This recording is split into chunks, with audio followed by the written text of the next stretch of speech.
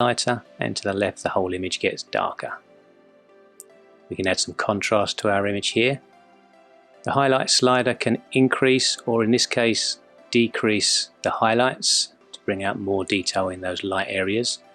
And then for shadows, we can bring out some of the details in the deep shadows here by moving our slider to the right. We can add more white, less white, and the same for blacks here. If you press and hold the Alt or Option key whilst you're adjusting the sliders, you'll be able to see a clipping plane here. So if we move our white slider to the right, anything highlighted is going to be blown out detail. So this is pure white. So keeping our Option key pressed, let's reduce that so that we have just a tiny bit of clipping showing. Same for the blacks. So anything in black here is completely black with no detail. Let's pull back on that so we've got just a bit of black showing through. And if you keep the Shift pressed down and double click, Lightroom will automatically adjust the whites and the blacks.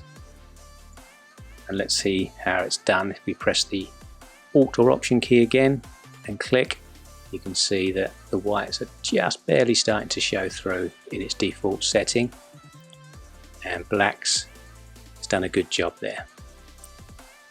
Underneath then we have texture, so we can add some texture to the image.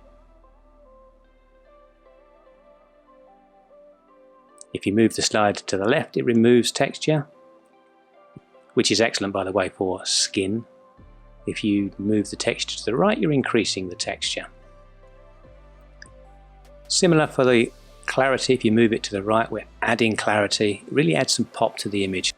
The clarity affects the luminance and saturation much more so than texture. So you can see we can really make our image pop.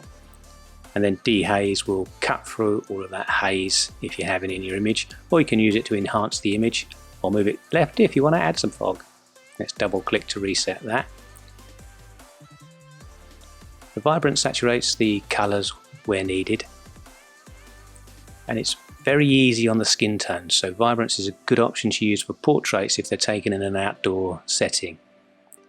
Saturation indiscriminately saturates all the colours, and we can have complete saturation or remove the saturation completely. I'm going to add some saturation to this image here.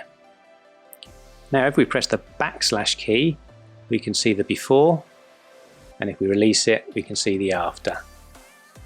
So that's how to quickly edit an image using the basic panel. In the next episode, we'll look more at the local tools along the top and the histogram. Thanks for watching guys, really appreciate it, and I'll see you next time.